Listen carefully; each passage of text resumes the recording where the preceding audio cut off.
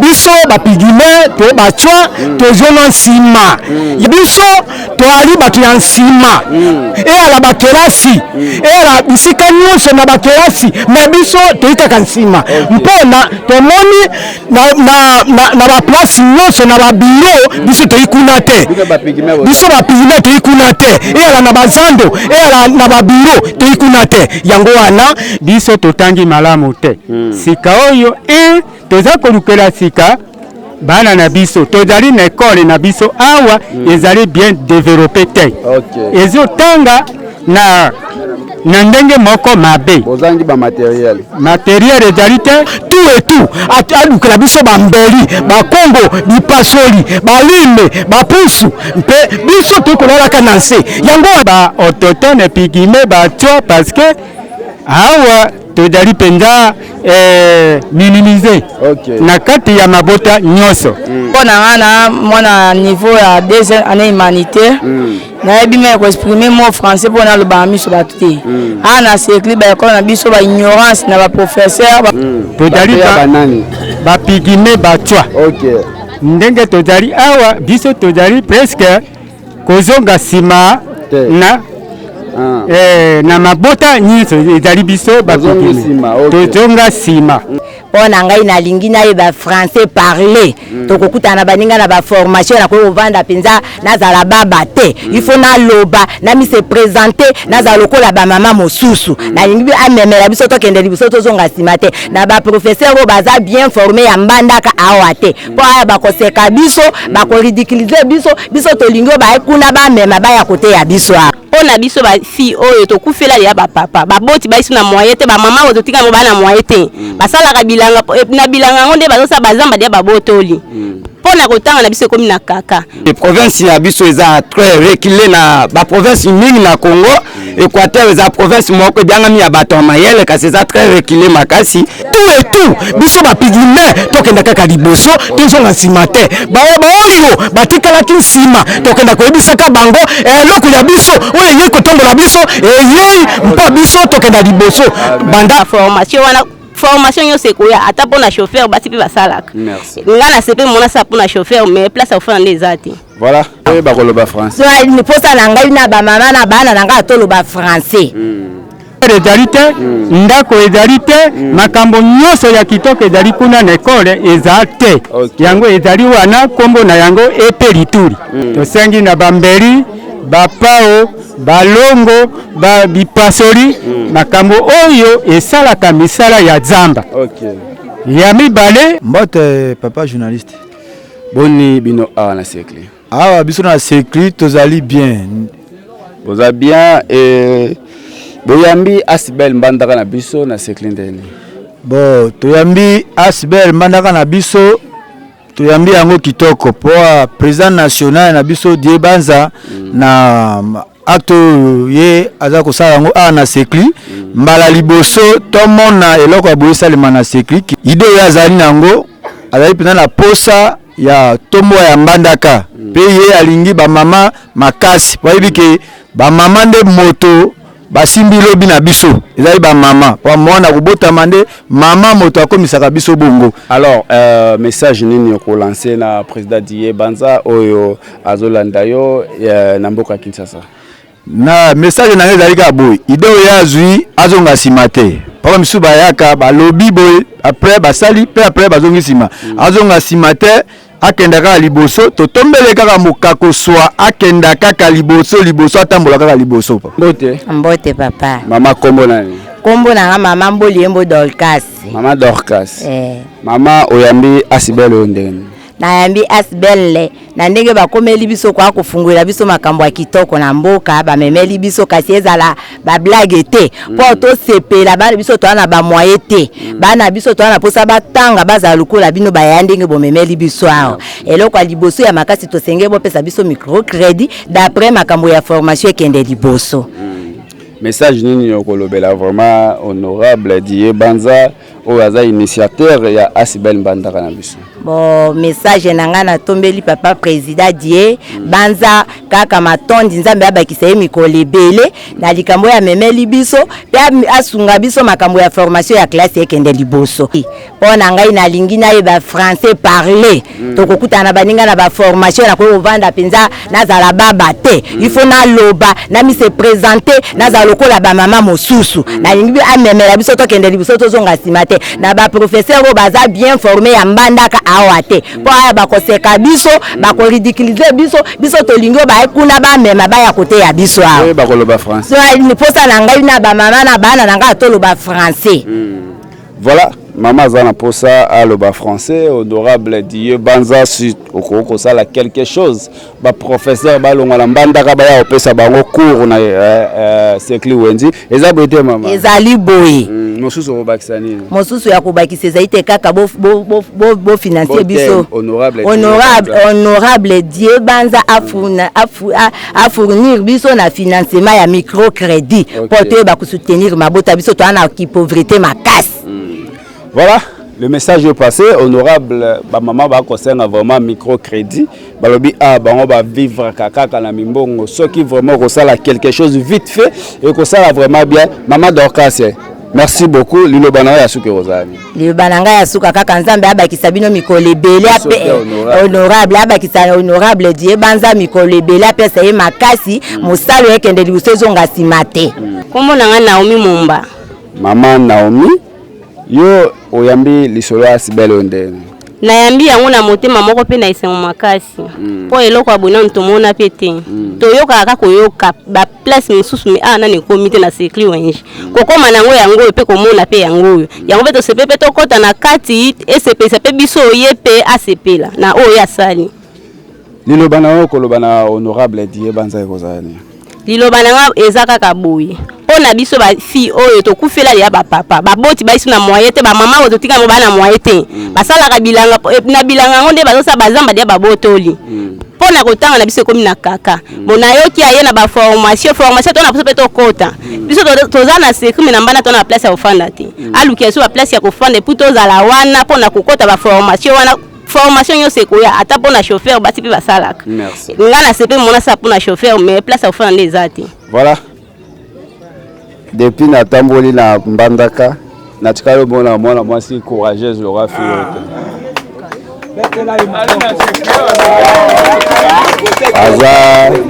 aza vraiment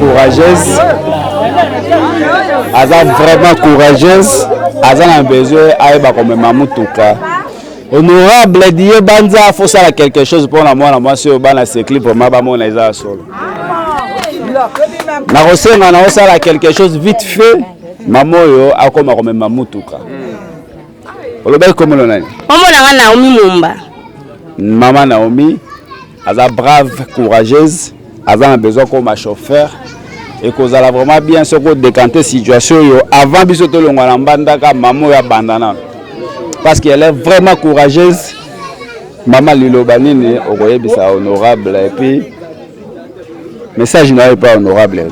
message n'a pas honorable ezaboy message n'a pas honorable Dieu banza ezaboy tozaka na isengo makasi pe na isengo ngwe suka na nzela te ake na biso ti na suka poso suki na nzela sa personne er moko to akomisa so ti suka poso pe na isengo maboti na so pe basepela po mbala sima makama boso ezokota ke pesa pe baninga msu posa ya kokota kosala bongo bandeko ba continue na Asibel te bo bandeko oyo ba continue to ba posa tango amona biso pe avancement koti merci beaucoup voilà tous évoluer avez mérité vraiment merci beaucoup donc c'est la honorable à pour décanter situation là vite fait hein merci beaucoup ok papa journaliste na biangami na kombo ya monsieur Beto Aboketu Faustin naza professeur NI monsieur Faustin oza professeur NI oyambaki Asibel Mbandaka na biso ndenge nini. Ok, merci beaucoup monsieur le journaliste na association Asibel Mbandaka na biso toyambi yango na maboko kofungwama pe na motema peto kasi na koloba kaka na président fondateur ya Asibel Mbandaka monsieur Die Mbanza na biso na likanisi azui surtout na biso ba jeune il est jeune comme nous atika biso te a soutenir biso ba jeune pona koloba ete nasima na ye ezala na jeune moko ya mbandaka surtout ya quartier wenji sekli akita na ye nesiko ya azali po lobi nango ye pa koki kozala te oki kolonga na likanisi na matina likanisi mosusu na koloba ke biso ba jeune de bato to kokita na ye nesika na atika biso te surtout na côté ya formation on ne pouvait pas se baser na mbongo ya microcrédit biso ba jeune to se baser mingi na likambo ya formation tel que chauffeur tel que informatique et ainsi de suite na tombeli kaka et les mwelamu ndenge azulikanisi atika biso te na biso tino suka ekeke bongo bandeko ba continue asbel hotel websa bango nini. OK, merci beaucoup monsieur le journaliste na koloba na bandeko ba continue notaire asibel mbandaka na biso eza parti politique te eza association moko eza alisungi en bref pona beaucoup c'est alisungi eza kosunga et kolongola province ya biso Équateur na pauvreté toye kolongo na vision ya monsieur Diembanza na biso amoni ete province ya biso eza très reculé na ba province mingi na Congo Équateur eza province moko biangami ya bato mayele kasi eza très reculé makasi na kotombela kaka bandeko ba koti na notaire bos adhérer na association asibel mbandaka na biso eza parti politique te ebeni pe misolo te eza neloko mote yo sadere yenda kosunga yo association kosunga esika to vandisi bino nyonso wa to pesi bino mbongo.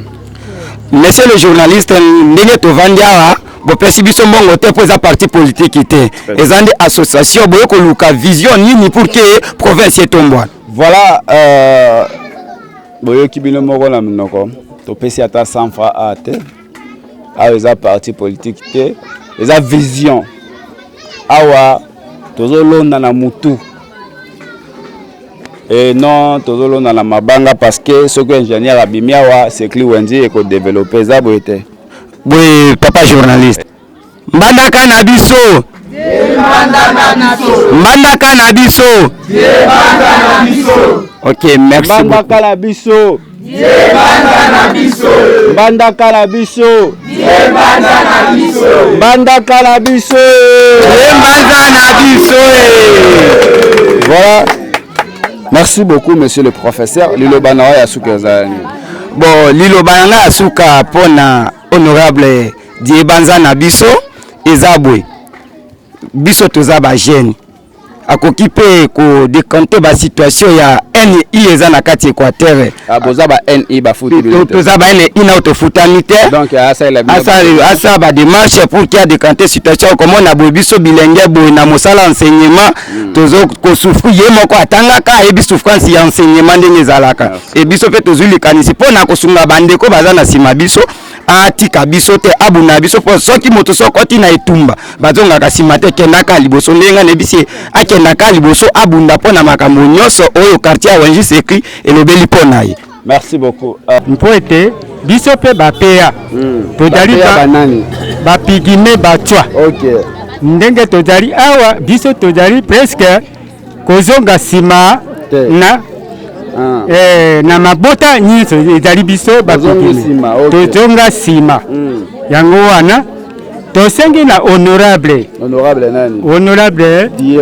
Diembanza sengi na honorable Diembanza mpoete asunga biso ba autochtone pigime batwa parce que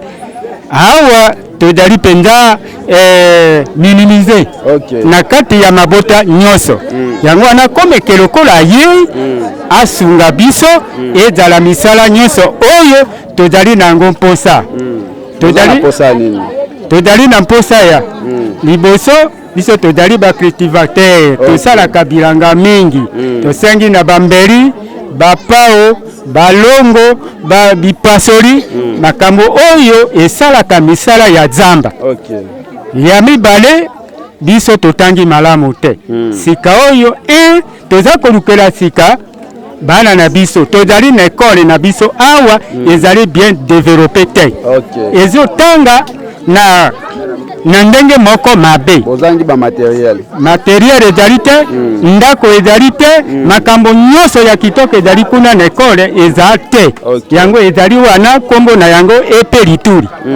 na yango tosengi honorable asunga biso na esika oyo abongisela bino école. Abongisela biso école. Ya mibale pe asalela biso mposa na biso oyo tosengi lokola ba otias. Merci beaucoup. Kolo ya monsieur honorable Dieu Banza. Toyambi na esengo mingi. Kotala ba association ebele eya na mboka secret tozo eloko te. Ekoye kokosa biso tokopesa bino balongo, tokopesa bino ba bassin. Totia motema tozo eloko te. Soki baninya ba ebele baza na sima. Ba yete parce que ba mona ka ignorance. Tokoya tozwa nini? Tokenda tozwa solution te. Ndenge biso toyambi honorable monsieur Dieu Banza na esengo asala makambo ya minene aleka na nzela baninga baleka kite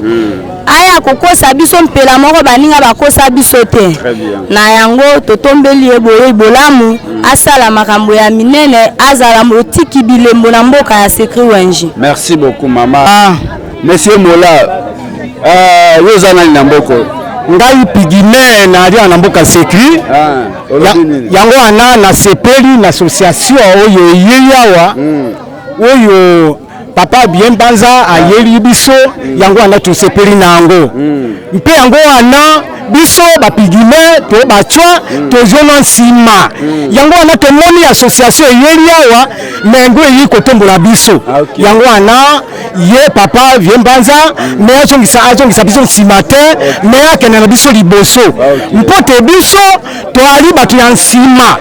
eyala bakelasi eyala bisika nyonso na bakelasi me biso toyitaka nsima mpona tomoni na baplace nyonso na babiro biso toyikuna te